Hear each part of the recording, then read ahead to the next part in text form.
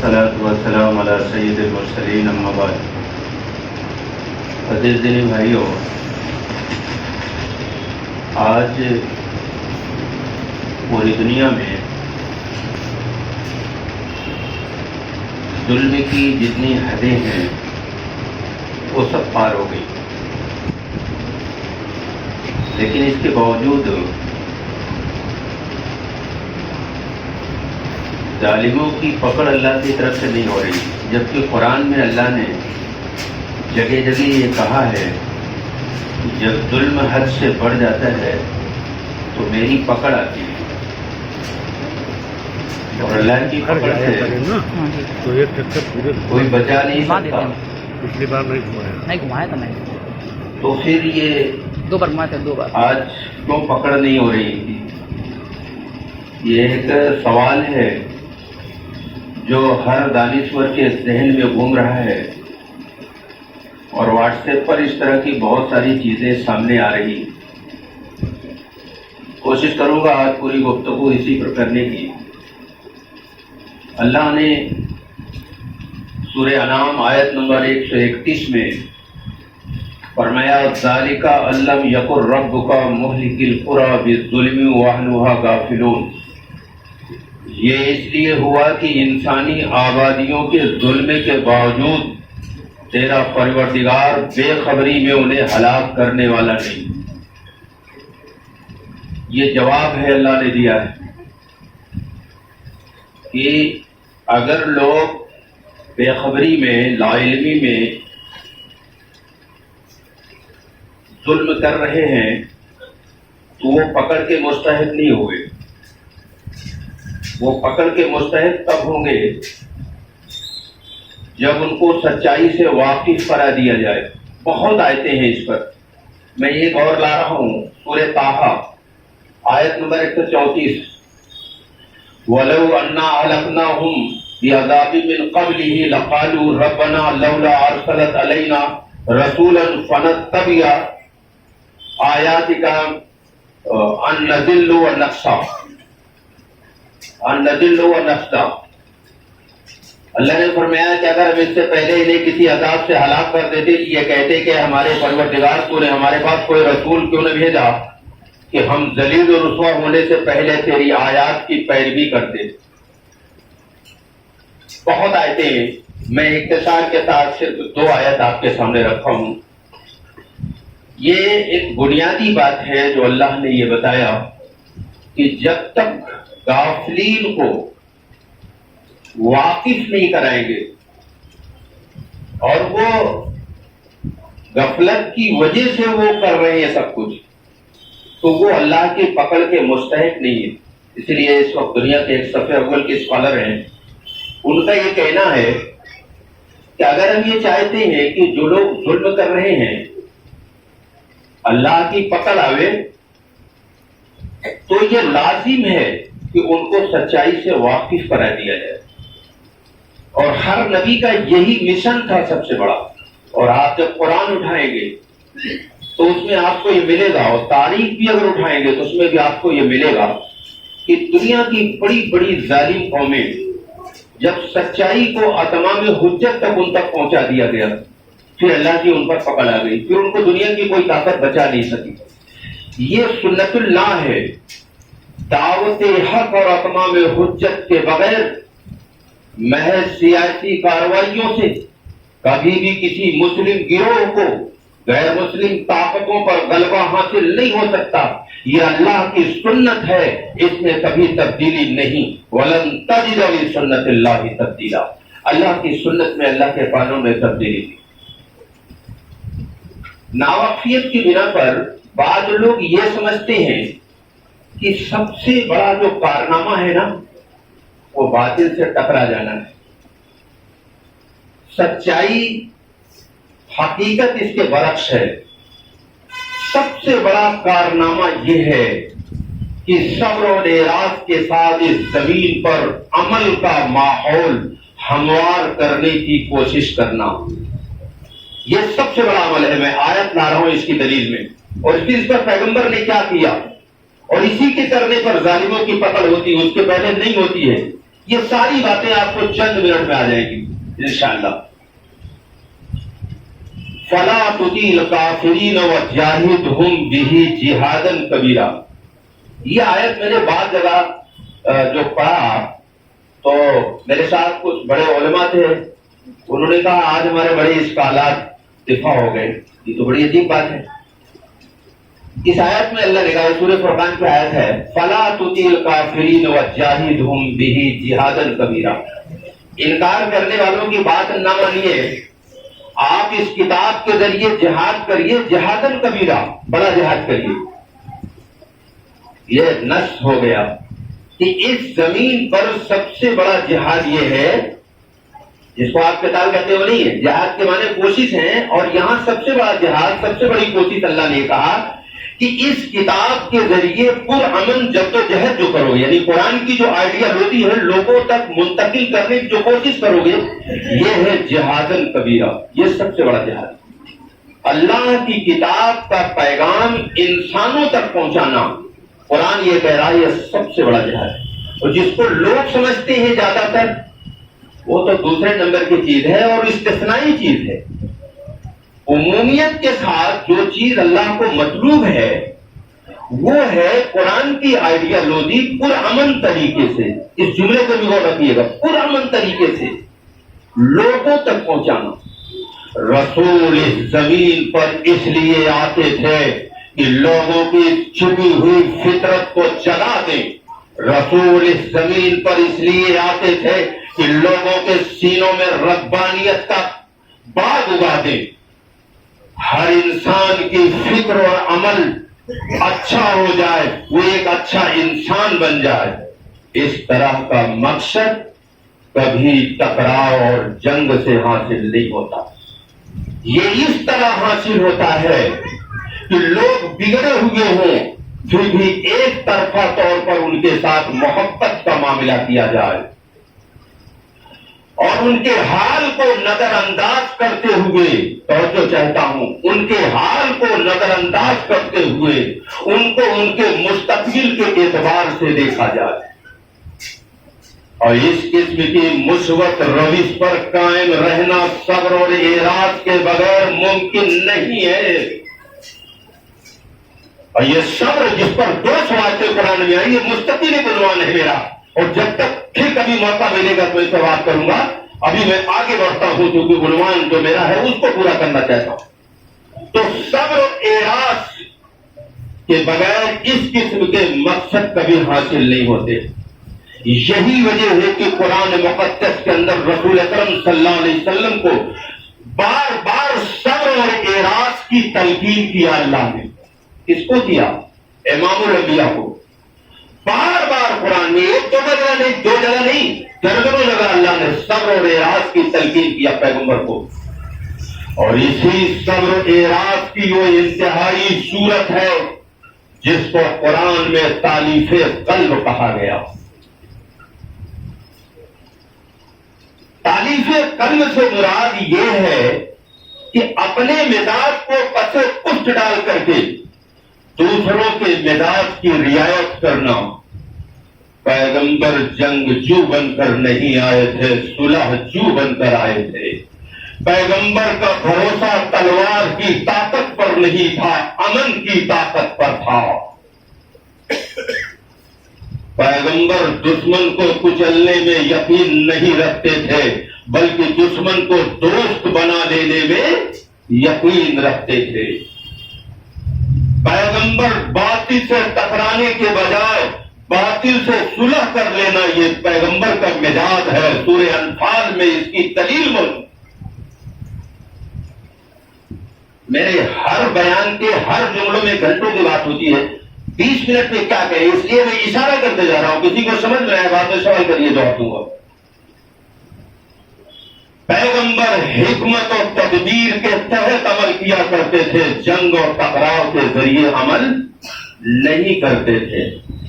میں اس گفتگو میں بھی جو 7 لائنیں ہم نے گنوائی, اس میں نے تالیف قلب کے اعتبار سے بھی کچھ بات کی کہ صبر اعراض کی انتہائی صورت ہے کہ مخالف کے دل میں جگہ بنانے کی کوشش کرنا, یہ بڑی حیرت انگیز بات ہے. اس پر سورہ رعد آیت نمبر 17 میں بھی اللہ نے کچھ باتیں کہی ہیں، لیکن موقع رہے گا تو شاید سورہ رعد بھی لا دوں. لیکن میں پہلے ایک چیز دلانے جا رہا ہوں جو بہت ہی ایمان افروز اور سبق آموز بات ہے. لوگوں کی تعریف قلب کے تحت رسول اکرم صلی اللہ علیہ وسلم نے لوگوں پر اس قدر اموال تقسیم کیے ہیں کہ داد و دہش کی تاریخ میں ایسی کوئی مثال نہیں ملتی ہے. لکھنؤ کے روشن ضمیروں توجہ چاہتا ہوں، اور میں دلیل دینے جا رہا ہوں. جو آج ہمارے یہاں یہ چیز تقریباً ختم ہے.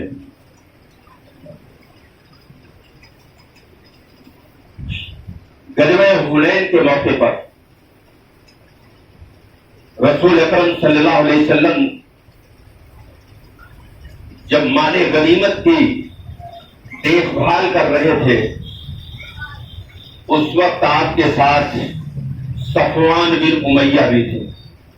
یہ صفوان بن امیہ مکے کے بڑے سردار تھے، اور جب مکہ فتح ہوا تو بھاگ کر کے ایک جگہ کا نام مجھے نہیں آ رہا، وہاں جا کے چھپ گئے. اللہ کے رسول صلی اللہ علیہ وسلم نے ان کو امان دے کر کے اپنے پاس بلوایا. یہ آ گئے اللہ کے نبی کے پاس. رسول اکرم صلی اللہ علیہ وسلم کے ساتھ یہ بھی مال غنیمت کا جائزہ لے رہے تھے. حالت کفر میں ہے ابھی یہ صفوان بن امیہ، ابھی حالت کفر میں ہے، ایمان نہیں لائے ہیں. اللہ کے رسول کے ساتھ میں یہ ہے. چلتے چلتے صفوان بن امیہ کو لے کر اللہ کے رسول ایک ایسی گھاٹی میں پہنچے جو بکریوں اور اونٹوں سے بھری ہوئی تھی. مجھے کوانٹٹی اس وقت یاد نہیں ہے، کئی ہزار بکریاں اور کئی ہزار اونٹ تھے. اس زمانے کے اعتبار سے بھی یہ بہت بڑی قیمت تھی، آج کے اعتبار سے یہ کئی کروڑ قیمت ہے. صفوان بن امیہ جو مکے کے بڑے سردار تھے، استعداد بھری نظروں سے بار بار اس مال غنیمت کو دیکھ رہے تھے. پیغمبر نے تاڑ لیا، کہا ہے صفوان کیا تمہیں یہ سارا مال بہت پسند ہے؟ انہوں نے کہا اللہ کے نبی ہاں مجھے تو بہت پسند ہے. اللہ کے نبی نے فرمایا صفوان یہ جو کچھ ہے اور یہ وادی یہ سب تم کو میں نے دے دیا. یہ تو مسلمان نہیں تھے بھائی، یہ غیر مسلم ہے، یہ ایمان نہیں لائے تھے اس وقت. جب پیغمبر کا داد و دہش دیکھا تو مکے کا سردار برداشت نہ کر سکا، ابل پڑا اور کہنے لگا رسول کے علاوہ کسی کا نفس اتنی بڑی سخاوت نہیں کر سکتا، لہذا میں گواہی دیتا ہوں اللہ کے سوا کوئی عبادت کے لائق نہیں ہے، اور محمد عربی اللہ کے بندے اور اس کے رسول ہیں. ایمان میں داخل ہو گئے. یہ کون سی چیز ہے جس نے ایمان میں داخل کیا تھا؟ تقریر نے، نعرے نے، جلوس نے.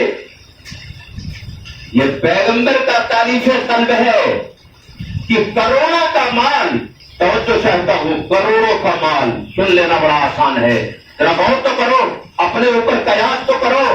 کروڑوں کا مال ایک غیر مسلم کے حوالے کر دیا، اس امید پر کہ شاید اس کا دل بیدار ہو جائے، کفر کی ظلمتوں سے پاک ہو جائے، ایمان کے گہوارے کے اندر داخل ہو جائے.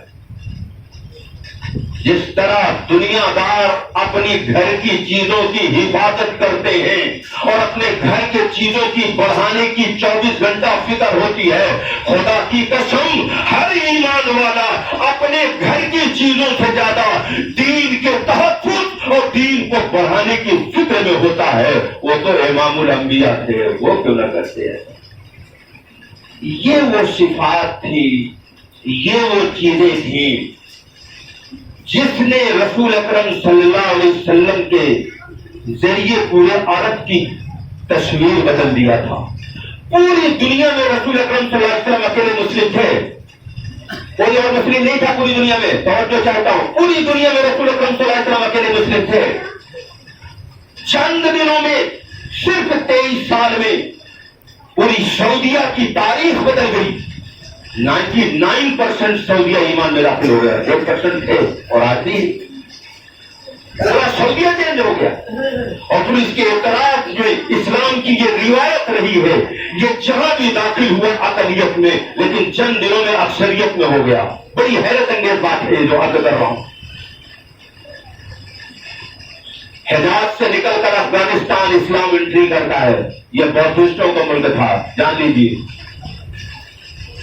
जैसे कश्मीर राजा हरि सिंह का था। यह मुस्तकिल बलवान है, वो बौद्धिस्टों का मुल्क था। चंद दिनों के बाद अफगान 90% ईमान कबूल कर लेते, बौद्धिस्ट ईमान कबूल कर लेते। चंद दिनों के बाद ये सुमात्रा, ये एक टापू है, वहां 100% गैर मुस्लिम थे। चंद ताजिर पहुंचे, पूरा सुमात्रा ईमान कबूल कर लेता है। इंडोनेशिया, आप हिस्ट्री उठा के देखिए, वहां कोई फौज नहीं गई, चंद ताजिर गए। अगर मैं ताजिर के वाकया बताऊं तो कई घंटे चाहिए। चंद ताजिर गए, जिनकी बुनियाद पर पूरा इंडोनेशिया कन्वर्ट होता है। सुमात्रा, इंडोनेशिया, फिलिपाइन, मलाया की तारीख उठा के देखिए, यहाँ कोई फौज नहीं गई थी, चंद अल्लाह के बंदे गए थे। उन्होंने मोहब्बत से, प्यार से लोगों को सच्चाई बताया, उन्होंने सच्चाई को कबूल कर लिया। पूरी तारीख भरी पड़ी है। इस्लाम जहां भी एंट्री करता है माइनॉरिटी में, चंद दिनों में मेजोरिटी में हो जाता है। लेकिन ट्रेजेडी ये है, अलमिया जिसको उर्दू में कहते हैं और हिंदी में विडंबना कहते हैं, ये विडंबना है कि दो मुल्क पूरी दुनिया में ऐसे हैं जहां इस्लाम 1000 साल पहले भी अकलियत में था और आज भी अकलियत में है। उनमें से एक मुल्क का नाम हिंदुस्तान। हिंदुस्तान में 712 में मोहम्मद बिन कासिम सिंध को फतह करता है और लाखों लोग ईमान कबूल करते हैं। लेकिन ये न समझना कि उसी वक्त इस्लाम आया था, ये झूठ है। अरब का ताल्लुक हिंदुस्तान से रसूल अरबी से 500 साल पहले से भी था और मोहम्मद बिन कासिम के आने से पहले भी केरला की जमीन पर मुसलमान मौजूद थे। लेकिन मैं 712 आपके समझने के लिए मोटा मोटा बताता हूं। 712 में यहां आपकी कयादत कायम हुई और 1857 में आपकी कयादत खत्म हुई। 712 और 1857 को जोड़ लीजिए कि 1100 साल से ज्यादा होता है। ये ताज्जुब दर ताज्जुब, ताज्जुब दर ताज्जुब, इससे बड़ा कोई अजूबा नहीं। जहां इस्लाम 1000 साल पहले अकलियत में था और आज भी अकलियत में है। उसकी 12 वजहों में से 2 बताने जा रहा हूं। सिर्फ 2 का वक्त बचा हुआ है, घड़ी के कांटे इजाजत इसके आगे नहीं देंगे, इसलिए 2 बता दूं। पहली खराबी, पहली बर्बादी, यहां जो मुगल एम्पायर थे उन्होंने कामन मजालिम के खिलाफ भी आवाज उठाना अपने मफाद के खिलाफ समझा। तवज्जो चाहता हूं, जो इस कदर मफाद परस्त हो जाए, जो इस कदर नफ्स का गुलाम हो जाए, वो कभी लोगों को हिदायत का जरिया नहीं बन सकता। वो इतने मफाद परस्त हो गए कि कामन मजालिम के खिलाफ भी आवाज नहीं उठाए। फॉर एग्जाम्पल, सती प्रथा जैसे जालिमाना रस्म के खिलाफ मुस्लिम एम्पायर ने कभी आवाज नहीं उठाई। अंग्रेज भाइयों ने आकर, भाई कहूंगा तो चौंक जाएंगे लोगों, तो उनको बुला चला कहो कि मेरा भाई है। कुरान कहता है किसी से नफरत करना हराम है। ये जितनी किताबों में किस्से कहानियां उनकी नफरत के हैं, कुरान इसकी इजाजत नहीं देता। हमारे अंग्रेज भाइयों ने आकर के यहाँ पर सती प्रथा के खिलाफ आयत बनाया और सती प्रथा को खत्म किया। लेकिन 1100 साल आप यहाँ रहे, आपने सती प्रथा जैसे जालिमाना निजाम को खत्म नहीं किया। अंग्रेज भाइयों ने खत्म किया। अल हक मुर्रुन, हक कड़वा होता है लेकिन कहना भी जरूरी होता है। नंबर 2, यहां ऊंच नीच, छुआछूत चरम सीमा पर था और आज भी है। कागज में नहीं है, प्रैक्टिकल है। जगजीवन राम वो प्रधानमंत्री थे, बनारस के मंदिर में जल चढ़ा दिया, पूरा मंदिर धोया गया था। मंदिरों में अगर कुत्ता चला जाए कोई बात नहीं, लेकिन एक इंसान चला जाए तो मंदिर नापाक हो गया। अरे ये तो इंसानों को कुत्तों की श्रेणी से नीचे पहुंचा दिया। इसके खिलाफ हमारे अंग्रेज भाइयों ने एक्ट बनाया, उन्होंने ऊंच नीच छुआछूत के खिलाफ कानून बनाया और इसको जुर्म करार दिया। लेकिन आप क्या कर रहे थे? تو جو کامن مظالم کے خلاف بھی آواز نہیں اٹھا سکتے وہ دنیا میں کوئی تبدیلی لا سکتے ہیں اور دنیا میں کوئی انقلاب لا سکتے ہیں؟ اگر اس طرح کی مفاد پرستی اور نفس پرستی ہم پر غالب نہ ہوتی تو جیسے دنیا کی تمام کنٹریوں میں جہاں آپ کی انٹری ہوئی وہاں آپ میجورٹی میں ہو گئے، یہاں بھی آپ میجورٹی میں ہوتے اور محبت کے ذریعے ہوتے. یہ میں نے تقریر میں شروع میں کہہ دیا کہ یہ طاقت کے ذریعے چیزیں حاصل نہیں ہوتی، یہ چیزیں محبت کے ذریعے ہوتی، یہ چیزیں تعریف قلب کے ذریعے ہوتی ہیں، یہ چیزیں عاجزی اور انکساری کے ساتھ لوگوں کے سامنے بچھ جاؤ. پیغمبر کی پوری سیرت اس کی گواہی دے رہی ہے، صحابہ کی پوری سیرت اس کی گواہی دے رہی ہے. اور آج اس دور میں بھی جو لوگ اس کو اپنائے ہوئے ہیں، اس دور میں، اس نفرت بھرے ماحول میں، آج کی بات کر رہا ہوں، دنیا ان کا ویلکم کر رہی ہے. میں ایک ہستی کا نام لینے جا رہا ہوں، بہت ہیں اور مجھے بعض وجوہات سے لوگوں نے منع کیا کہ آپ کسی کا نام لے کر نہ بیان کیا کریں، لیکن میں ایک نام لے رہا ہوں، مولانا محمد کریم صدیقی. یہ علی گڑھ سے BSc کیے ہیں، لیکن چونکہ علم بھی اللہ نے ان کو دیا، اصطلاحی مولوی تو نہیں لیکن مولوی تو ہے ہی ہو. کسی لغت میں نہیں لکھا ہے جو کسی جگہ ایک جا کر کے 10 سال رہے اسی کے پاس علم آئے گا. علم تو بے شمار لوگ آج دنیا میں جو ٹاپ کے اسکالر ہیں وہ مدرسے کے فارغ نہیں اس وقت، جو دنیا کے بڑے اسکالر ہیں اسلامی. تو بہرحال کریم صدیقی صاحب بھی بہرحال دین کا گہرا مطالعہ ہے. ہندوستان کا سب سے بڑا لیڈر RSS کا، میں ان کا نام نہیں لے رہا ہوں، اتنے کہہ کے آگے بڑھ رہا ہوں. ہندوستان میں RSS کا سب سے بڑا لیڈر جو ہے، جس کو پردھان منتری کی سیکورٹی ملی ہوئی ہے، اس نے مولانا کو بلایا، مولانا کا ویلکم کیا، پروگرام کروایا. گاڑی میں اس میں دوسرا اسکالر علامہ سید عبداللہ طارق بھی موجود تھے، ویڈیو میں فوٹو موجود ہے ان کی. یہ آج کی بات ہے کہ جو دنیا میں محبت کا پیکرات بن گئے، دنیا کے کٹر لیڈر ان کا ویلکم کر رہے ہیں اور ان سے یہ کہہ رہے ہیں کہ آپ جیسے لوگوں کی ہمیں ضرورت ہے. میں ایک مرتبہ پربھنی میں ایک میرا بیان تھا، آج سے 10 سال یا 12 سال ہو گیا ہوگا، تو وہاں کا ودھایک بھی آ گیا، وقت میرا پورا ہو گیا 2 منٹ آپ کر لوں گا. وہاں کا ودھایک بھی آ گیا، وہاں کا منسٹر بھی آ گیا اور SP بھی موجود تھا پروگرام میں. میں نے 2 گھنٹہ یہ پروف کیا کہ اسلام میں صرف محبت کی دعوت دی گئی. میری اسپیچ کے بعد کسی کی اسپیچ وہاں نہیں تھی، اس لیے منسٹر وہاں کے پورا پروٹوکول سے واقف تھا. اس نے کہا کہ سر اگر اجازت ہو تو میں 2 منٹ بات کروں. میں نے کہا موسٹ ویلکم ہے. اس نے مائک لے لیا، اس نے کہا اگر یہی اسلام ہے جو عبداللہ چترویدی نے 2 گھنٹہ بیان کیا تو اس اسلام کی سب سے پہلے ہمیں ضرورت ہے اور پورے بھارت کو اس کی ضرورت ہے. ضرورت اس بات کی ہے کہ میرے دوستوں، لوگوں کے دلوں میں جگہ بنانا سیکھو، لوگوں سے محبت کرنا سیکھو، لوگوں کے سامنے بچھنا سیکھو. نفرت کو مٹانے کے لیے اللہ نے آپ کو اس زمین پر بھیجا ہے. آپ کا سب سے بڑا ورک قرآن یہ بتاتا ہے کہ آپ اس زمین سے نفرت کو مٹائیے، محبت کو پھیلائیے. آپ اس زمین سے غلط فہمیوں کو نکال دیجیے، لوگوں کا صحیح فہم بیدار کر دیجیے. خدا کی قسم یہ نفرت کرنے والے آپ کو گلے لگانے والے، آپ کو اپنے سر کا تاج بنانے والے بن جائیں گے. بے شمار واقعات آج اس زمانے میں پریزنٹ ٹائم سے بھرے پڑے ہوئے ہیں. اگر میں بتاؤں تو اثر کی آسان ہو جائے گی. اللہ ہمیں تمہیں سمجھ عطا فرمائے اور لوگوں کے ساتھ اچھا برتاؤ، اچھا سلوک کرنے کی توفیق عطا فرمائے. کیپیسٹی کے اعتبار سے جو بھی ہمارے ٹچ میں لوگ رہتے ہیں ان سے ہمارا تعلق اچھا ہونا چاہیے، محبت بھرا ہونا چاہیے. اس کو محسوس ہونے لگے کہ آدمی ہم سے محبت کرتا ہے. ایک غیر مسلم لیڈی جو بہت کٹر تھی، میں ساتھ میں ایک جملہ کر جا رہا ہوں، صرف ایک ہمارے دوست کی محبت کو لے کر ایمان قبول کر لیا. پیار سے دل کو جیتنے والے نفرت کے اظہار میں گم ہیں. میرے نبی نے ساری دنیا کو محبت سے فتح کیا، صحابہ نے ساری دنیا کو محبت سے فتح کیا اور ہمارے اہل علم نے دنیا کو محبت سے انقلاب کے اندر لایا. ہمیں بھی ضرورت ہے کہ ہم دنیا میں محبت کے سپلائر بنے. وما علینا الا البلاغ. سنتیں پڑھ لیجیے.